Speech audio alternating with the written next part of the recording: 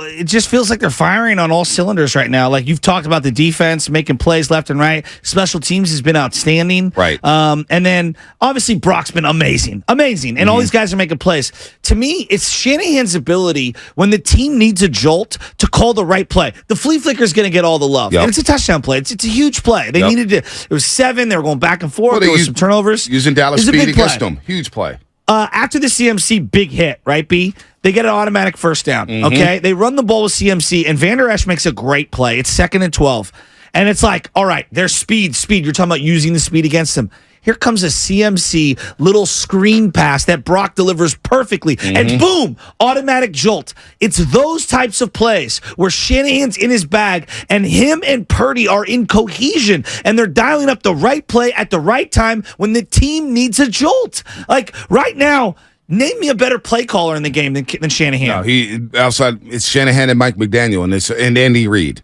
And it's everybody else. I mean, it's those guys. So we got three guys. We're talking about Shanahan's in a group of 3. Right. Mike McDaniel. I feel like Purdy's in the same group. Right, but he might be in that group with Mahomes. Might be in that group with Tua Tagovailoa. It's not many quarterbacks right now. I'm taking over Brock Purdy. Here's Shanahan thoughts on the double reverse.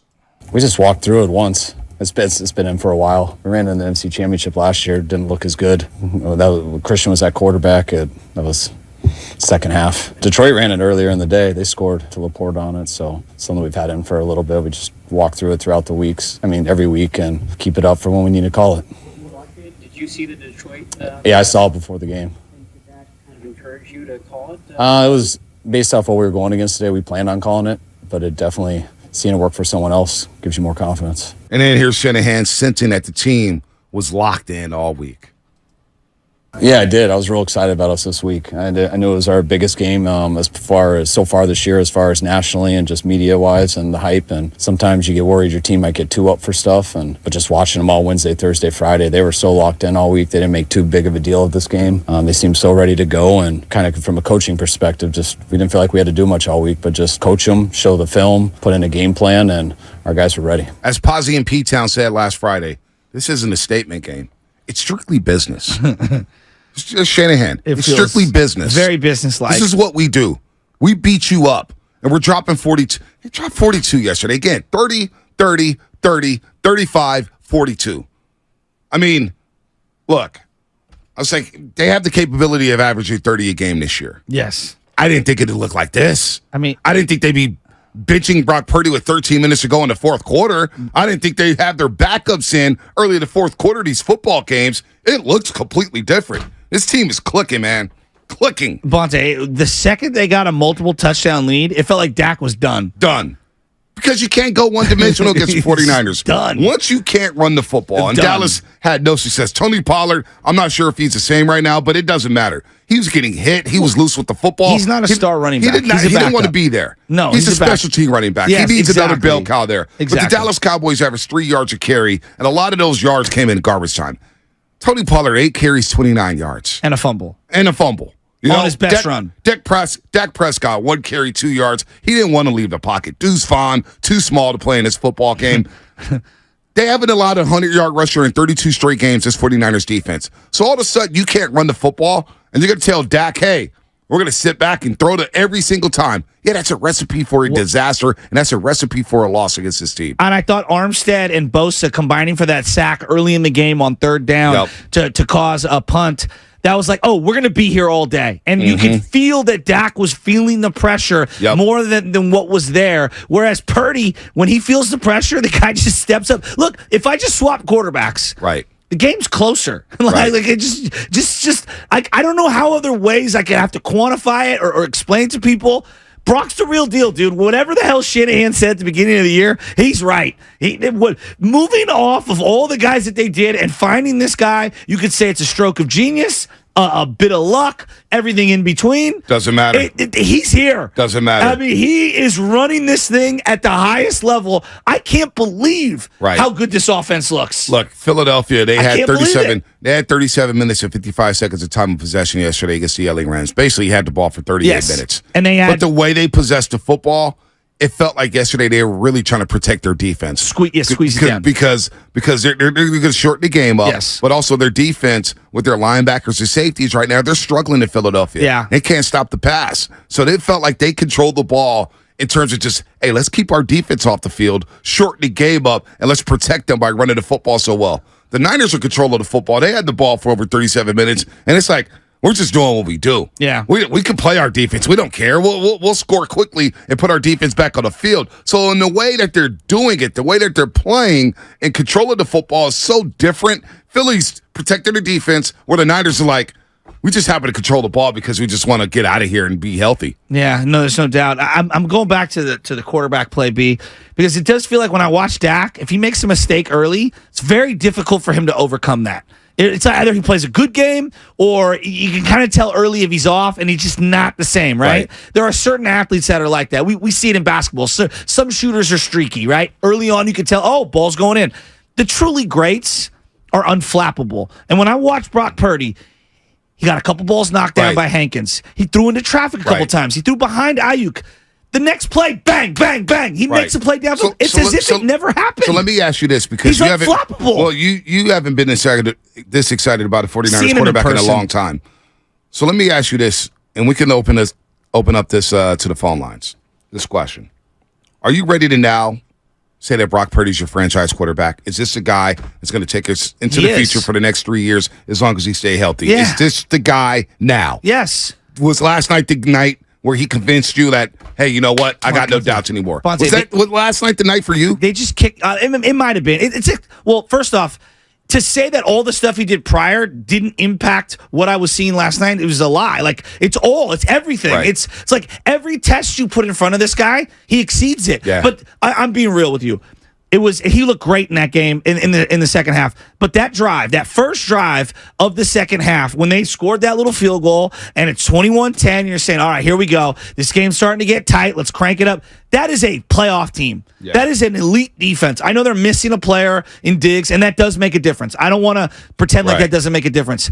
He made 4 throws on that drive that were incredible. And I just said to myself, like, what more do you need to see? Moxie, pocket presence, the ability to throw a layered ball down the field, footwork, making a scripted play, making a third read play, making a play where there is no play, negating big losses, not taking big sacks, never putting the ball in harm's way. The footwork, the brain, the processing. Again, I'm asking out loud, where's his flaw? Yeah. Well, my question was, are you now convinced that he is your guy? Because, again, walking out of SoFi in week 2, I thought for the first time in a very long time, for me personally, I thought, boy, I got no doubts about the quarterback. Like, even with Trey Lance, I knew, hey, man, this is going to be a work in progress, but I love the potential of Trey Lance. Love it. By the time the first preseason game rolled around and he played in that Las Vegas Raiders game, I said, Trey Lance ain't ready to play. He's just not. Now, the most impressive thing about Brock is that he is here playing at this level, and we haven't once questioned whether or not his elbow's okay. The torn UCL is a thing of the past. Not even he's thinking throwing about with velocity, he's throwing with touch, and he's throwing the ball down the field. In the pocket, out of the pocket, it doesn't matter. On the run. It doesn't matter. The slip screens. No, it doesn't matter. Pick the area of his game. If you want to pick apart his game, I want to hear it because I don't think he has a flaw. Not you. No. I'm just saying the hater out there. Like, he did that on a national stage in front of everyone. You can say, well, he's got great players. Yeah, and he's throwing to Jawan Jennings as his third read on that particular play, on that out route. He's hitting George Kittle on layered throws with elite defenders in between. So, like, I don't care if it's Ross Dwelly running routes. This guy is going to ball. Well, I just wonder now, after seeing that, because you asked me, Sunday Night Football, doesn't it feel like Brock needs to have a big game? This should shut up everybody nationally. Again, nationally, I don't give a damn what anybody thinks. I don't care about the national naysayers. I don't care. I personally, I think a lot of fans do, but I know a lot of fans do. They hang on to every word, and that's fine. That's okay. I personally don't give a damn what they think about this football team. You know, when I'm sure a lot of people nationally laugh, like Steven Ruiz, hey, man, led by Brock Purdy, this offense score over 30 a game. Oh, well, Ponte, it only happens so much. Who cares? Brock Purdy, I think, convinced a lot of people yesterday on that stage that he is the guy here in San Francisco that you don't have to worry. Now, will Shanahan draft a quarterback? Will Shanahan go to sign veteran backups or whatnot? I think if it's Shanahan for the first time since he's been in San Francisco is convinced, I finally have my guy. Well, when he said real deal, I think even the biggest Brock fans like, all right, real deal, pump the brakes. You know what I mean? Like, I get that. Like, some of these words, like, we hype them up and we keep going. Dog, watch the games. He's playing at an unreal. Everything that you look for in a quarterback, pre-snap processing. He had his first, I said to you in the delay break. game. First delay game. In forever. Like, that used to be a staple of Harbaugh and Alex Smith. A staple of Harbaugh and Kaepernick. Oh, my God, the play clock's drumming out. He never has that problem. Guys are lined up properly every single time. Right. If he audibles at the line, it's going to be a smart audible. Right. If he throws the ball, he's not throwing it into harm's way. He's throwing it with perfect accuracy where only his guy can catch it and turn upfield or just get enough yards to keep the sticks moving. Oh, there's a hold and it's 3rd and 14? Let me rip one down the field for a big chunk. Whatever you try to take away, he goes to the next level. Like, I don't know what else we need to see. Like, I'm exasperated by the people who don't want to buy in. And here's what I would say. I don't care whether you're in from day one or you just got in last night. Hop aboard. The bandwagon is ready for you. Yeah. Brock's the dude. Well, there's this misconception that a lot of fans were Team Trey or Team Jimmy or Team Brock. I'm a Niner fan. And I always said, it's Team Niners. I don't care who's playing quarterback. Sam Darnold could be playing quarterback. If he helps the team go to a Super Bowl, then albeit I'm all on board for it. Whoever can give you the best shot to win a Super Bowl, because that's what this thing is about.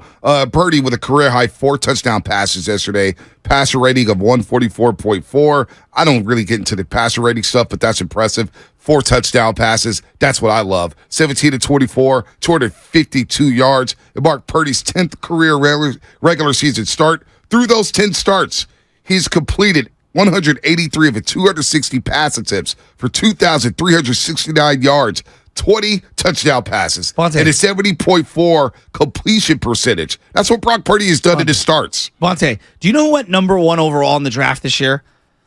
A small, mobile guy with an average to above average arm. Bryce Young. But he had tremendous feel. Now, I clearly Purdy is playing at a level that Bryce Young wishes he could get at. Mm-hmm. If he was a top 5 pick, we would have no questions on if he was the franchise quarterback. No doubt. He is. He's the guy. He's a top 5 quarterback in the NFL. I've never felt this way, but I expect the Niners to score on almost every drive. Yeah, no, they are. They're scoring on every opening series drive. They've scored on every opening series drive to start the season. 7, 7, 3, 7, 7. That's 31 points on 5 opening series drives. That leads the NFL. Surgical.